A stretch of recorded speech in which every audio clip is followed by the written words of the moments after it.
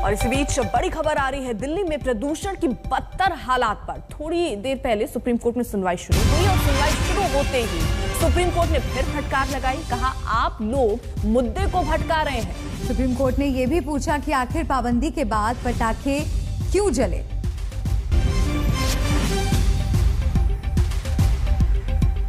और इसी खबर पर ज्यादा बातचीत के लिए रुक करेंगे मेरे सहयोगी आशुतोष का। आशुतोष, सीजेआई ने एक बार फिर से फटकार सरकारों को यहां पर लगाई है और हलफनामे राज्यों के द्वारा जारी किए गए हैं। आगे की कार्रवाई क्या कुछ चल रही है, सुनवाई के बारे में क्या अपडेट? इस सुनवाई की शुरुआत करते हैं। केंद्र सरकार की ओर से जो सॉलिसिटर जनरल है वो पेश हुए और उन्होंने सबसे पहले कहा कि मैं अपने उस बात पर स्पष्टीकरण देना चाहता हूं कि कल की सुनवाई के दौरान जब ये कहा गया कि दरअसल राजधानी दिल्ली समेत एनसीआर में प्रदूषण के लिए पराली महज 3 से 4% ही जिम्मेदार है। अगर आपको याद हो तो कल विकास सिंह समेत लगभग बहुत लोगों ने इसकी आलोचना की थी और केंद्र सरकार द्वारा इस बयान पर सवाल उठाया था। आज उन्होंने स्पष्टीकरण दिया कि इस 2 महीनों में दरअसल जो पराली का जलना है उसका योगदान 35 से 40% है, जबकि साल भर दिल्ली एनसीआर में जो प्रदूषण है उसके लिए पराली महज 3 से 4% का ही उसका योगदान है। 3 से 4% कारक है, जबकि दूसरे उसके जो भौगोलिक कारक और साथ ही जो दिल्ली की अपनी वजह है प्रदूषण के लिए वो जिम्मेदार है। उन्होंने ये भी कहा कि हवा की रफ्तार कम हो जाती है आमतौर ऐसे महीनों में, इसलिए ये काला धुआं आसमान में यूं ही जमा हुआ है, यानी टोपोग्राफिकल जो वजह है वो एक दूसरी बड़ी वजह थी कि सुप्रीम कोर्ट ने यह भी पूछा कि आदेश हमने दिए हैं पटाखों पे बैन के, पटाखे बैन किए गए, उसके बावजूद भी पटाखे क्यों फोड़े जा रहे हैं। साथ ही केंद्र सरकार ने यह भी बताया कि कल एयर क्वालिटी मैनेजमेंट की बैठक हुई, उस बैठक में अहम फैसले लिए गए। शैक्षणिक संस्थान एनसीआर के राज्यों में बंद किए गए हैं, कंस्ट्रक्शन पर बैन लगा दिया गया है, 15 साल से पुरानी जो डीजल की गाड़ियां हैं उस पर बैन लगा दिया गया है। तो कुल मिलाकर सुप्रीम कोर्ट ने कहा कि हम किसी आंकड़ों पर नहीं जा रहे। ये भी अपने आप में साफ है कि ये पराली का मौसम हो जाता है और ये अपने आप में कॉमन सेंस की बात है। तुषार मेहता जो के सॉलिसिटर जनरल, उन्होंने कहा कि कई सारे लोग देखिए कॉमन सेंस का इस्तेमाल भी नहीं कर रहे हैं। फटकार लगाई लगभग सभी एजेंसियों को, सभी सरकारों को। सुप्रीम कोर्ट ने 2 टूक जो ये कहा कि हमें सिर्फ मतलब इस बात से है कि प्रदूषण कैसे कम हो ताकि जिंदगियों पर खतरा ना हो। केंद्र सरकार की ओर से बताया गया कि क्वालिटी मैनेजमेंट में कौन से कदम उठाए गए हैं, साथ ही कितने थर्मल पावर प्लांट चल रहे हैं और जरूरत पड़ी तो और बंद किए जा सकते हैं। हालांकि ये भी कोर्ट ने पूछा कि क्या केंद्रीय कर्मचारियों के वर्क फ्रॉम होम पर सरकार विचार कर रही है। केंद्र ने कहा कि अगर वो घर बैठकर काम करेंगे तो इसका पूरे देशव्यापी असर होगा। साथ ही उनकी गाड़ियां, जितनी गाड़ियां हो सकती है वो बहुत कम है, तुलनात्मक तौर पर वो गाड़ियां बहुत कम है जिनसे प्रदूषण कम किया जाए केंद्रीय कर्मचारियों द्वारा। फिलहाल अभी भी सुनवाई लगातार जारी है और सुप्रीम कोर्ट 2 टूक संदेश इतना दे रहा है, राजनीति से इतर उठिए, कुल मिलाकर काम करने की जरूरत है, क्योंकि उन्हें मतलब इस बात से नहीं है कि किसानों को दंडित किया जाए, उन्हें पेनलाइज किया जाए, बल्कि एनकरेज किया जाए कि पराली न जले और दूसरी जो वजह है प्रदूषण के उन पर नियंत्रण लगाई जाए, उन पर लगाम लगाई जाए। आशुतोष, यहाँ ये बातें तो कही गई कि जो सरकार यानी केजरीवाल सरकार ने जो अभी कदम उठाए, कोर्ट ये सीधे पूछ रहा है कि ये स्थितियां अभी नहीं बनी है। पिछली बार भी हमने यही स्थिति देखी थी, यानी 1 साल का तकरीबन वक्त हो गया, सुधार क्या हुआ, पिछला काम क्या किया सरकार ने, अभी का अगर छोड़ दे, ये सवाल भी तो कोर्ट ने पूछा। इसका जवाब क्या दिया सरकारों ने? हर कोई हलफनामा लेकर के बैठा हुआ है, कई पन्नों के हलफनामे दाखिल किए गए और सब कतारें देखिए हमने ये दिल्ली ने बताया कि हमने ये शैक्षणिक संस्थान बंद कर दिए, कंस्ट्रक्शन व स्प्रिंकलिंग की जा रही है, पानी की जा रही है। केंद्र सरकार ने कहा कि देखिए कल हमने बैठक की। वही जो सवाल है वो बेहद महत्वपूर्ण है। पिछले साल भी यही तस्वीर थी और इन 2 महीनों में जो तस्वीर हुई है इसमें जो सबसे बड़े कारक हैं, आखिर इसको रोकने के लिए क्या किया गया। और कल ही ये सवाल पूछा था कि अगर 35 से 40% अगर ये अध्ययन कहता है कि 35 से 40% ये धुआं आकर के पूरे एनसीआर की इस आसमान को काला कर रहा है तो आप उसे कैसे रोकेंगे। लेकिन उससे भी बड़ा सवाल कि चूंकि ये प्रदूषण सिर्फ इस 2 महीनों का नहीं है, इन 2 महीनों में एयर क्वालिटी इंडेक्स हानिकारक हो गया, जानलेवा हो गया है, बाकी महीनों में भी प्रदूषण होता है। ये और बात है कुछ समय की हवा की रफ्तार होती है, इसलिए सारा प्रदूषण उड़कर चला जाता है, कहीं और चला जाता है और आसमान साफ दिखाई पड़ता है। लेकिन प्रदूषण तो होता है, जिसमें सबसे खतरनाक है डस्ट पोल्यूशन। उस पर आपने कैसे नियंत्रण पाया है, क्या करने की कोशिश की है। उसके साथ साथ वेहिकुलर इमिशन, यानी जो गाड़ियां सड़कों पर चल रही हैं वो इतनी ज्यादा है, उनका धुआं भी तो आसमान में आ रहा है, यानी साल भर भी तो वो प्रदूषण है। सरकार अपनी ओर से सफाइयां दे रही है, एफिडेविट डाली गई है, सुनवाई अभी भी जारी है। अब ये देखना होगा कि क्या कोर्ट इसमें कुछ हस्तक्षेप करेगा, कोई नया आदेश देता है, क्योंकि उसने ये कहा था केंद्र सरकार को कि जितने एनसीआर के राज्य हैं उनके साथ आप बैठिए, बातचीत कीजिए, फैसले लीजिए और उनके बारे में हमें जानकारी दीजिए। तो आज केंद्र सरकार और बाकी तमाम जो राज्य सरकारें हैं एनसीआर की, वो अपनी जानकारी सुप्रीम कोर्ट को दे रहे हैं।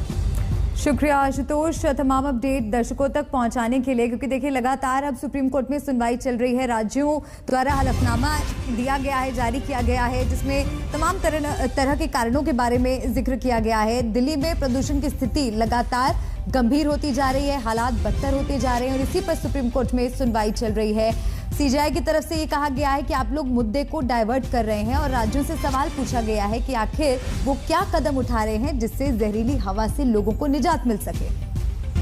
और मल्लिका देखिए, सवाल सुप्रीम कोर्ट का सिर्फ ये नहीं है कि अभी कदम क्या उठाया। जब सुप्रीम कोर्ट ने संज्ञान लिया तो आप आपात बैठक कर रहे हैं। केजरीवाल सारे नियम लगा देते हैं कि स्कूल बंद कर दिया जाए, कंस्ट्रक्शन साइट्स बंद कर दी जाए। लेकिन सवाल ये है कि पिछली बार भी तो कुछ ऐसा ही हुआ था, पैसे भी खर्च हुए ताकि एयर क्वालिटी सुधर जाए। बावजूद इसके अगर हमको आज ये 6 तस्वीरें अपने दर्शकों को दिखानी पड़े तो सवाल तो यही है कि आखिरकार काम कहाँ हुआ है और वो पैसे कहाँ गए जो लोगों के हैं। वाकई यही विडंबना है कि हर साल ये स्थिति दिल्ली में पैदा होती है, एनसीआर में पैदा होती है, लेकिन फिर भी सबक नहीं लिया जाता। स्थिति जस के तस बनी हुई है, तस्वीर में कोई सुधार, कोई बदलाव नहीं। दिल्ली के पेट्रोल पर अब प्रदूषण सर्टिफिकेट ना होने की स्थिति में तुरंत 10,000 का चालान भी कटेगा। ये भी आपको एक अपडेट बता दें, परिवहन मंत्री कैलाश गहलोत ने ये जानकारी दी है। सख्त दिशा निर्देश जारी किए गए हैं commission for air quality management की तरफ से। वो क्या क्या है उसके बारे में बता दीजिए और आप दिल्ली में इसे किस तरह से लागू करेंगे? नहीं, मोस्ट ऑफ द थिंग्स जो हम ऑलरेडी दिल्ली तो ऑलरेडी इम्प्लीमेंट कर ही रहा है। मुझे खुशी होगी कि एनसीआर जो दूसरी जो स्टेट्स हैं, हरियाणा है, यूपी है, जो एडजॉइनिंग स्टेट्स हैं, वो भी इम्प्लीमेंट करें। दिल्ली में तो ऑलरेडी पूरा पब्लिक ट्रांसपोर्ट क्लीन फ्यूल पे है।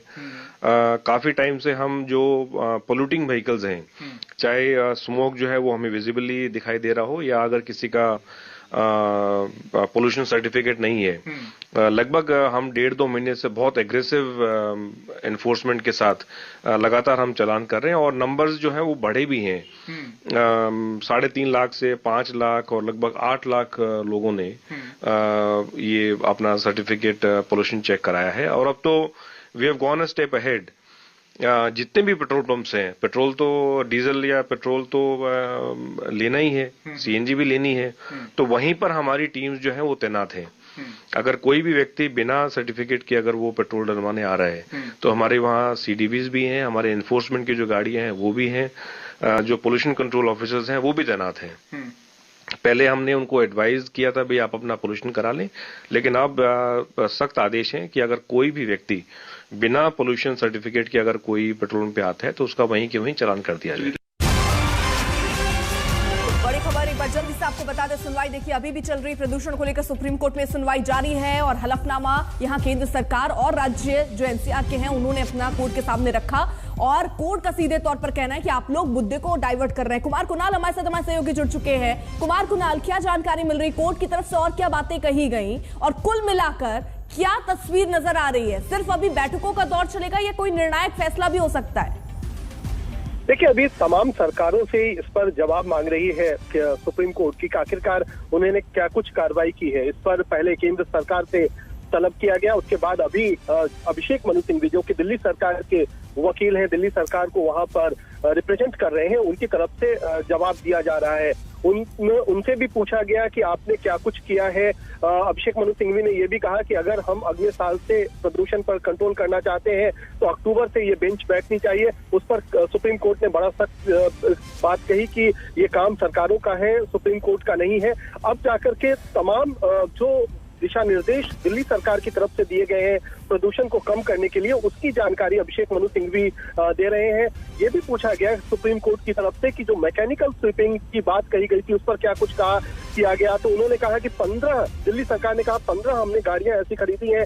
उस सुप्रीम कोर्ट की तरफ से साफ तौर पे कहा गया कि हजारों किलोमीटर के लिए क्या 15 गाड़ियां काफी होंगी। इस पर भी सवाल पूछा जा रहा है। साथ ही साथ सीएनजी बसों को किस तरीके से और बढ़ाया जाए, और भी जो सरकार की तरफ से जरूरी स्टेप्स हैं जिसमें ऑड इवन लागू करना है उस पर भी बात की गई है। लेकिन उस पर दिल्ली सरकार ने कहा है कि जब तक ये पूरा एनसीआर में ऑड इवन लागू नहीं किया जाता तब तक इसका असर नहीं होगा।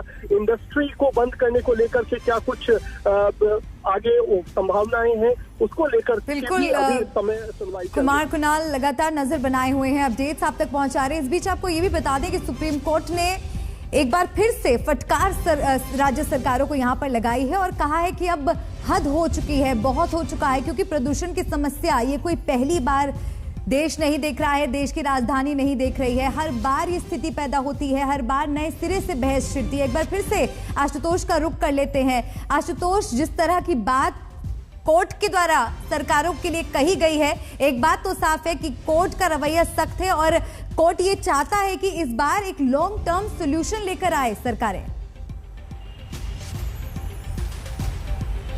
और इसका उदाहरण अगर मैं देना चाहूं आपको, तो आप इससे समझिए कि अभी दिल्ली सरकार की बारी आई जब उनके वकील अभिषेक मनु सिंघवी खड़े हुए और उन्होंने बताया कि उन्होंने क्या क्या कदम उठाए। उन्होंने बताया कि केंद्र सरकार ने जो बातें बताई हैं उसमें 90% वो कदम है जो दिल्ली ने उठाए हैं। फिर इस पर अदालत ने यह भी पूछा कि हमने आपको स्वीपिंग मशीनों के बारे में कहा था। उन्होंने कहा ये एमसीडी का विषय है, वो बता दें कितनी मशीनें चाहिए। उन्होंने कहा आप फिर इसे एमसीडी पर ढाल रहे हैं। वो कह रहे हैं कि देखिए सफाई तो उन्हीं का हिस्सा है। अदालत ने यहां तक कह दिया कि अगर डस्ट का इश्यू है, आपको मशीनें खरीदनी है, तो क्या अब हमें उस इश्यू में भी पढ़ना पड़ेगा, इस मुद्दे में भी जाना होगा। यानी डस्ट पोल्यूशन जो अपने आप में दिल्ली में एक बड़ी वजह थी, उसको लेकर के भी अदालत ने दिल्ली सरकार से अपनी नाराजगी जताई है। यानी जितने भी कारक हैं, हर कारकों पर एक तस्वीर यह दिखाई पड़ती है कि जब प्रदूषण अपने चरम स्तर पर है, जब वो 300, 400, 500 AQI पार कर रहा है, तब तमाम सरकारें जाग रही हैं और ये जो कदम उठाए जा रहे हैं, ये आपात कदम उठाए जा रहे हैं। ऑड इवन पर भी चर्चा हुई। सरकार यहां तक कि पूछा गया कि क्या आप अगले कुछ दिनों, अदालत ने पूछा दिल्ली से कि क्या कुछ दिनों के लिए